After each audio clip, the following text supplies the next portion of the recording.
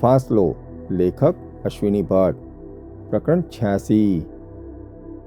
Welcome welcome. આસાનીથી રામતીરથ બોલ્યો. તેણે જીગરને ઉદ્દેશીને એ વાક્ય કહ્યું હતું. આપણે સમય બગાડવાની જરૂર નથી જીગર. મારા સીધા સાદા સવાલનો જવાબ આપ. માલ ક્યાં છે? મારી પાસે નથી, જીગર બોલ્યો. તો કોની પાસે છે? રામતીરથે પૂછ્યું. મારે એ માલ શોધવાનો છે, જીગરે જવાબ આપ્યો. અચ્છા, શોધવાનો છે? તેણે વ્યંગમાં પૂછ્યું. તે સહેજ આગળ આવ્યો. સરજુનું બાવડું પકડીને તેણે જીગરની નજીક આણી. જૈન સાહેબ, તમારે શું કહેવાનું છે? હમણાં તો તમે કહેતા હતા કે માલ જીગર પાસે છે. તે સાચું છે રામતીરથ, માલ જીગર પાસે છે, હરીશે કહ્યું. જીગર સહેજ ચોંક્યો પણ તે બોલ્યો નહીં. જીગરને ખાતરી હતી કે કંઈક ચાલાકી કર્યા વગર આ પરિસ્થિતિમાંથી છટકાવાનું નથી. તમે બંને મને ઉલ્લુ સમજો છો, રામતીરથે જોરથી બરાડીને કહ્યું. રામતીરથ, બરાડા પાડવાની જરૂર નથી. તું બુદ્ધિશાળી હોત તો તે આ પ્રશ્ન પૂછ્યો ન હોત. બકવાસ બંધ કર છોકરા, રામતીરથે મોટેથી કહ્યું. જૈન સાહેબને ત્યાં એક વખત મેં નોકરી કરી હતી, એટલે જ તો થોડોક ખચકાવ છું. બાકી તમારા હાડકાં તોડી નાખતા મને વાર ન લાગી હોત, તે બોલ્યો. ચૂપ કર રામતીરથ. આડાઅવળા ધંધા કરીને માણસ 5 પૈસા ભેગા કરે એટલે આપોઆપ બુદ્ધિ આવી જતી નથી. તારે માલ જોઈએ છે ને, તો એ માલ મફતમાં ન મળે, સમજો ને. અમે એ માલ મફતમાં મેળવ્યો નથી. 10 વર્ષની જેલ ખાધી છે. અને તને એમ લાગે છે કે એ માલ તને અમે નાની છોકરીઓની માફક આપી દઈશું? અવાજ નહીં, મારે બળજબરી કરવી પડશે. કોણ ના પાડે છે તને? પોલીસે દિવસો સુધી બળજબરી કરી હતી. માલ મેળો તેમને.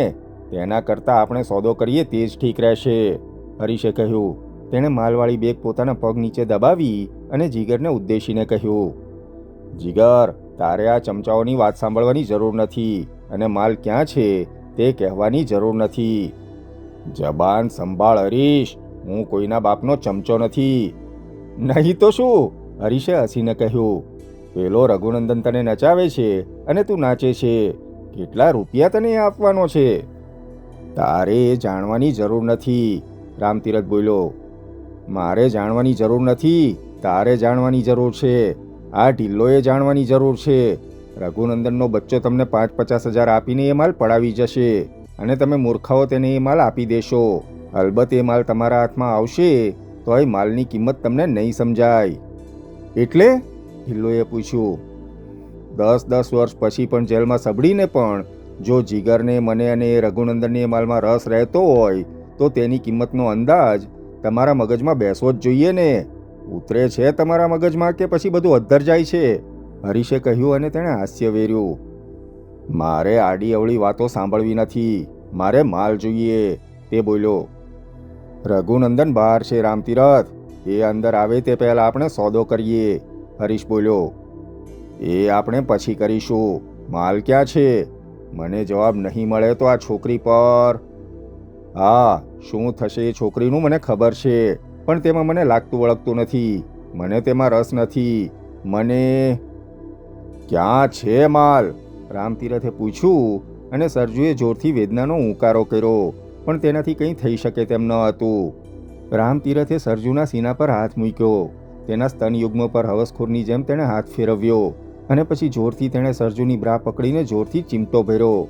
સરજુએ તેના હાથ પર બચકું ભરવાનો પ્રયાસ કર્યો, પણ રામતીરથે એક હાથે તેના વાળ પકડ્યા.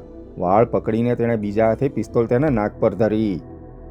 ઔરતની સાથે કામ કેમ લેવું તે મને બરાબર આવડે છે, કહીને તેણે વાળ ખેંચ્યા અને પછી વાળ છોડીને તેણે સરજુએ પહેરેલા ટોપના કોલર પકડ્યા. એક જ ઝાટકે તેણે સરજુનું ટોપ ચીરી નાખ્યું. સરજુ પાણીને બૂમ પાડવા માંગતી હતી, પણ ટોર્ચને અજવાળે નીચે પડેલા હરીશ તરફ તેની નજર ગઈ. હરીશ તેની સામે જોતો હતો. હરીશે તેને આંખ નમાવીને સંજ્ઞા કરી. રામતીરથ, એ છોકરીને છોડી દે. હું તારા ટુકડા કરીને કૂતરાને ખવડાવી દઈશ. રામતીરથે સરજુના વાળ છોડ્યા. તેની નજીક ગયો. ખડખડાટ હસીને તેણે એક હાથે સરજુને બાથમાં લીધી. સરજુએ પ્રતિકાર કર્યો, પણ રામતીરથે તેના હાથવાળી પિસ્તોલ સરજુના ગળા નીચે ધરી રાખી હતી. તેણે સરજુને ભીસી. તેના ખુલ્લા થઈ ગયેલા ખભા પર પહેલાં ધીરેથી ચુંબન કર્યું અને પછી જોરથી બચકું ભર્યું. સરજુ ચિત્કારી ઉઠી. સબૂર! જીગરે રાડ નાખી, પણ તે આગળ વધે તે પહેલાં ઢિલ્લોએ તેના પડખામાં ફેંટ મારી. ઢિલ્લો તેની પાછળ તમંચો તાણીને ઊભો હતો. હરીશ જીગરને કંઈ કહેવા માંગતો હતો, પણ તે કહી શકે તેમ ન હતો. આ વાતનો અંત આવે, નાગર સાહેબ બહાર છે ત્યાં સુધીમાં આવે તેવું તે ઈચ્છતો હતો. તે ધીરેથી બોલ્યો, જીગર, આ લોકોની બુદ્ધિમાં વાત જ ઉતરતી નથી. એ ઉતરશે, અમારી પાસે હાથમાં માલ આવે પછી, ઢિલ્લો બોલ્યો. વેલ, તો ઉપાય નથી. માલ અહીં જ છે, પણ હજુ શોધવાનો છે. જુઠ્ઠું બોલવાની જરૂર નથી, રામતીરથે રાડ પાડી. જો રામતીરથ, તારે માલ જોઈએ છે કે અમને મારી નાખવા છે? માલ જોઈતો હોય તો મારી પહેલી શરત એ છે કે આ છોકરીને છોડી દે. અને જીગર, તું માલ ક્યાં મૂક્યો છે એ બતાવી દે. ઢિલ્લોને વિશ્વાસ ન પડતો હોય તો ભલે તારી સાથે આવે. તું ધ્યાનથી સાંભળે છે ને જીગર? આપણે જાન ગુમાવવાથી કશું વળવાનું નથી. આ રામતીરથ જ્યારે માલ જોશે ત્યારે તેને ખબર પડશે કે તેને આપણી મદદ વગર ચાલવાનું નથી. તે વખતે હું વિચારીશ, રામતીરથ બોલ્યો. બસ, તો પહેલાં એ છોકરીને જવા દે. તું મારી સામે તારી પિસ્તોલ તાકી રાખ, મને વાંધો નથી. પણ એ છોકરી જ્યાં સુધી જોખમમાં હશે ત્યાં સુધી જીગર કશું બતાવશે નહીં. એ વાત નક્કી છે. એ નક્કી છે. એને કશું પણ થયું છે તો? જીગર બોલ્યો. એટલે જ કહું છું ને, હરીશ બોલ્યો. જીગર, તું અને ઢિલ્લો ભોંયરામાં જાઓ અને માલ શોધી કાઢો. શેક્સપિયરે કહ્યું છે કે જાન બચી જાય તો લાખ ઉપાય, અને લીલીપુટે કહ્યું છે કે ગરજ ગાંઠે તો વિદ્યા પાઠે. તું જા જીગર. ઢિલ્લો, તું એને મદદ કરજે. જીગર ક્ષણભર વિચારમાં પડ્યો.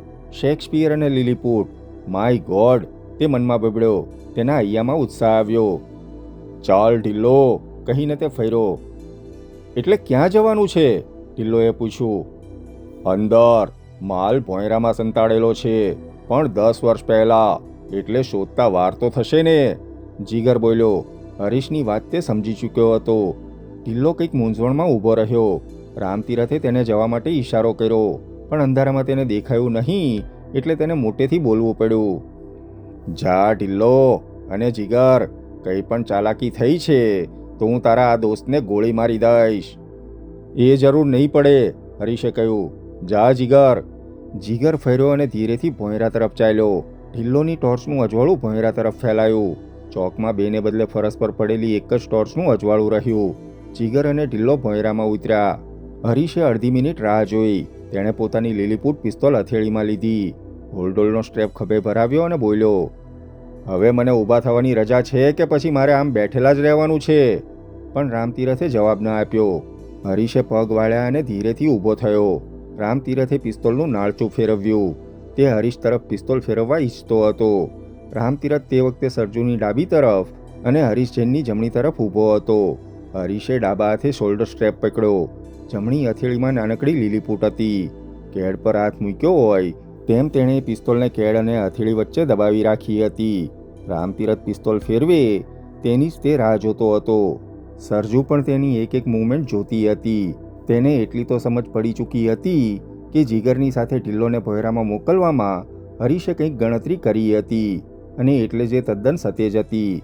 રામતીરથે ઝાટકો મારીને તેનું ટોપ ચીરી નાખ્યું હતું.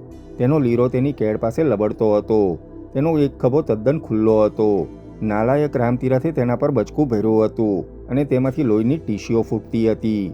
રામતીરથ મુસ્તાક હતો. લૂંટનો માલ મળી જાય પછી બોનસમાં ઓસ્નપરીની જયાફત બોનસ રૂપે મળવાની હતી. સરજુએ તેના ખુલ્લા ખભા પર હાથ ફેરવ્યો. તેના સીના પર લબડતો કપડાનો એક ચીરો ખસ્યો. તેનો સીનો ખુલ્લો થયો. સુંવાળી ચુસ્ત ગોઠવાયેલી બ્રા ઉપર તેના સ્તનયુગ્મના ગોળ સ્નાયુઓ ઉપસી આવ્યા હતા. રામતીરથ તે જોઈ રહ્યો.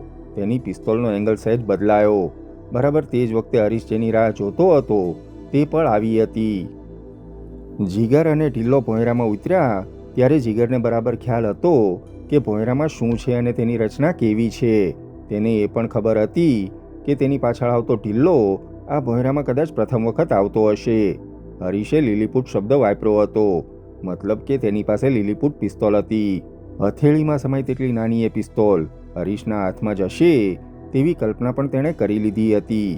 એ પિસ્તોલ તેના હાથમાં હતી તેનો ખ્યાલ રામતીરથને નહીં જ હોય, નહીં તો ક્યારની એ રિવોલ્વર તેણે આંચકી લીધી હોત. વળી હરીશ પાસે લૂંટનો માલ પણ અકબંધ હતો. સરજુને આ બદમાશો બાનમાં રાખીને માલ મેળવવાનો પ્રયત્ન કરે તે પહેલાં સરજુને અઠાવી લેવાનો રસ્તો હરીશ કરવા માગતો હતો. એટલે જ ઢીલ્લોને ભોંયરામાં લઈ જવાની સૂચના તેણે જીગરને આપી હતી. જીગર પળવારમાં આ વાત સમજ્યો હતો.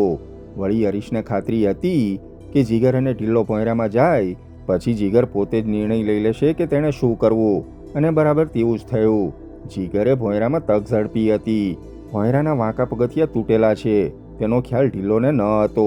વળી ભોંયરામાં પણ પગથિયાના વળાંક પાસે અંદરના ખવાઈ ગયેલા બારણાની બાર શાક પર જંગી મધપૂડો જામેલો છે તેની પણ ઢીલ્લોને ખબર ન હતી. એક હાથમાં તમંચો અને બીજા હાથમાં ટોર્ચ લઈને ઉતરતો ઢીલ્લો જેવો એ બારશાક પાસે આવ્યો કે તરત જીગરે તેને ચેતવ્યો હતો.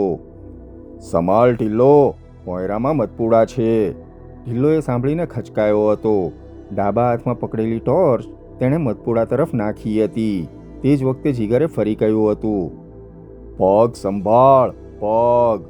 એટલી સ્વાભાવિકતાથી, એટલી સરળતાથી આગળ ઉતરીને ભોંયરાના કાટમાળ પાસે ઊભેલા જીગરે કહ્યું હતું, અને કહેતાની સાથે જ તેણે ઢીલ્લોને જાણે દોરતો હોય તેમ તેનું તમંચાવાળું કાંડું પકડ્યું હતું કે ઢીલ્લોને ખ્યાલ ન રહ્યો કે જીગર તેને આવાવરૂ જગ્યામાં દોરવા માગતો હતો કે તેનો હાથ પકડીને તેને ખેંચવા માગતો હતો. ઢીલ્લોનું ધ્યાન તૂટેલા પગથિયા પર ગયું અને તે જ પળે જીગરે તેનો હાથ પકડીને ઝાટકો મારીને તેને ખેંચ્યો હતો. ઢીલ્લોએ આવું કશું કલ્પ્યું ન હતું. તેની નજર તૂટેલી બારશાકમાં ઝળુમતા મધપૂડા તરફ અને પછી તૂટેલા પગથિયા પર એમ બે જગ્યાએ વહેંચાઈ. જીગરે તેનું કાંડું પકડ્યું ત્યારે ક્ષણવાર તે ભૂલી પણ ગયો હતો કે તેના હાથમાં તમંચો હતો. બરાબર એક ક્ષણનો લાભ લઈને જીગરે તેને ખેંચ્યો હતો. તેનો પગ તૂટેલા પગથિયામાં હચમચી ગયેલા પથ્થરના ટુકડા પર પડ્યો હતો. તેને ઓચિંતો જોરથી ધક્કો વાગ્યો હતો. તેણે સમતુલા ગુમાવી હતી. તે સાથે જીગરે તેનો હાથ ઝટકાવીને છોડ્યો હતો. તમંચો હાથમાં રાખીને સામાન્ય માણસ પડતો હોય ત્યારે પ્રથમ તે સમતુલા જાળવવાનો પ્રયાસ કરે અને પછી જ નિશાન લે. ઢીલ્લો જો લશ્કરી આદમી હોત તો તેણે પડતા પહેલાં નિશાન લીધું હોત, પણ એ કોઈ તાલીમ પામેલો સૈનિક ન હતો. તેણે પહેલાં સમતુલા પ્રાપ્ત કરવાનો પ્રયાસ કર્યો અને પછી જ તેણે ઘોડો દાબ્યો. જીગરે જોખમ જ લીધું હતું. માણસની નૈસર્ગિક પ્રતિક્રિયાઓ, નેચરલ રિફ્લેક્સ, પ્રતિક્ષિપ્ત ક્રિયાઓના ભરોસા પર તેણે આ એક્શન લીધું હતું અને તેનો આ દાવ સફળ નીવડ્યો હતો. ઢીલ્લો પગથિયાની બાજુની ભીંત સાથે અથડાયો હતો. પડતા પડતા બેલેન્સ જાળવવા માટે તેણે ટોર્ચવાળા હાથે ભીંતનો ટેકો લેવા પ્રયત્ન કર્યો હતો. ટોર્ચ અને ભીંત વચ્ચે તેની આંગળીઓ ટકરાઈ હતી અને ટોર્ચ હાથમાંથી છૂટી ગઈ હતી. તે બેલેન્સ મેળવે તે પહેલાં આપોઆપ તેના તમંચામાંથી ગોળી છૂટી હતી. જીગર જાણતો હતો કે તેની ગોળીથી કોઈ નિશાન પડવાનું નથી. તેણે પારાવાર ઝડપે ઢીલ્લો પગ ફેરવીને ભીંતને ટેકે ઊભો રહી જાય તે પહેલાં જેવી રીતે તેનો હાથ પકડીને ખેંચ્યો હતો તેવી જ રીતે તેનો જમણો પગ પહોંચા આગળથી પકડીને જોરથી ખેંચ્યો હતો. તમંચામાંથી બીજી ગોળી છૂટી હતી. ભોંયરામાંથી પિસ્તોલના ધડાકાનો અવાજ ગુમરાઈને ઉપર આવ્યો. તે જ પળે સરજુની અર્ધ ખુલ્લી છાતી તરફ જોતા રામતીરથ પર હરીશે હલ્લો કર્યો હતો. રામતીરથ એ ધડાકા બાબત કંઈ પણ પ્રતિક્રિયા કરે તે પહેલાં જ હરીશે તેના ડાબા ખભા પર ભરાવેલો થેલો રામતીરથના હાથ પર ઝીંક્યો હતો. તે જ સેકન્ડે રામતીરથે પોતાના હાથમાંની પિસ્તોલનો ઘોડો દાબ્યો હતો. તેની બુલેટ થેલાના તળિયાને ચીરીને પ્રવેશદ્વારમાંથી બહાર નીકળી ગઈ હતી. સરજુ પણ તૈયાર જ હતી. હરીશે થેલો વીંઝ્યો. રામતીરથે પિસ્તોલનો ઘોડો દાબ્યો. તે સાથે જ સરજુએ પણ રામતીરથને ધક્કો માર્યો હતો. રામતીરથના હાથમાંની પિસ્તોલ થોડી રિકોઇલ થઈ. હરીશના હાથમાંથી થેલો પડ્યો. સરજુના ધક્કાને કારણે રામતીરથ પડ્યો નહીં, પણ હરીશની સહેજ આગળ ધકેલાયો. તેણે બેલેન્સ જાળવ્યું અને પાછો ફેર્યો, પણ તે પહેલાં હરીશે તેના ઘૂંટણની પાછળના ભાગમાં લાત મારી હતી. તેનો ડાબો પગ વળ્યો. તેણે હાથમાં પકડેલી પિસ્તોલનો ઘોડો દાબ્યો હતો, પણ તેના વળી ગયેલા પગને કારણે એ ગોળી ક્યાં ફંટાઈ તે ખબર ન હતી. તે સ્વસ્થ થાય તે પહેલાં જ હરીશે તેની હથેળીમાં પકડેલી લીલીપૂટને દસ્તાની માફક તેના માથામાં મારી હતી. હરીશ પોતાની નાનકડી લીલીપૂટ પિસ્તોલમાંથી ગોળી છોડવા માગતો ન હતો. તેને ખબર હતી કે જો ખૂનમાર્કી થાય છે તો ડીએસપી નાગર તેને છોડવાનો નથી, અને એટલે જ સાવધ હતો, ખૂબ સાવધ હતો. બાકી તેણે ધાર્યું હોત તો રામતીરથનું માથું તેણે ભૂંજી નાખ્યું હોત. રામતીરથના માથા પર જે ફટકો વાગ્યો તેનાથી તે કળ ખાઈ ગયો હતો. ક્ષણવાર તેના રિફ્લેક્સ કમજોર થઈ ગયા હતા. હાથમાં પિસ્તોલ હતી છતાં તે ખંચકાયો હતો. જો તેને ખ્યાલ હોત કે હરીશે તેના માથામાં પિસ્તોલથી ફટકો માર્યો હતો તો તેણે કશો પ્રતિકાર જ ન કર્યો હોત, પણ તેને એ ખબર ન હતી. તે ફરી કશું કરે તે પહેલાં હરીશે પોતાના ડાબા હાથથી રામતીરથનો જમણો હાથ પકડ્યો હતો અને આંખને પલકારે પોતાનો ઢીંચણ રામતીરથની કોણી પર માર્યો હતો. રામતીરથ ચિત્કારી ઉઠ્યો. એક હાથે કાંડું પકડીને અવળા હાથ નીચે આંચકો વાગે તો શું થાય? તેની વેદના કેવી થાય? રામતીરથના મોઢામાંથી રાડ નીકળી ગઈ હતી અને પિસ્તોલ તેની આંગળીમાં ટીંગાઈ રહી હતી. આ દરમિયાનમાં સરજુએ કંઈક ગભરાટમાં અને કંઈક મદદની ઈચ્છાએ પાનિયાને બૂમ પાડી હતી અને ભોંયરા તરફ દોડી હતી. બૂમ સાંભળીને પાનિયો ચિત્તાની માફક ધસી આવ્યો હતો. એક ક્ષણ તેને સમજાયું ન હતું કે તેણે શું કરવાનું છે, પણ તે પહેલાં જ ભોંયરાના દાદર પાસેથી સરજુની બીજી બૂમ આવી હતી. આ તરફ પાનિયા, પાનિયા!